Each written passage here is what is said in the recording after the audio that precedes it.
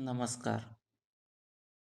पंचांग दिनांक 16 जुलै 2025 वार बुधवार. विश्वासू संवत्सर 1947. आषाढ कृष्ण पक्ष आहे. षष्ठी नक्षत्र उत्तर भाद्रपदा.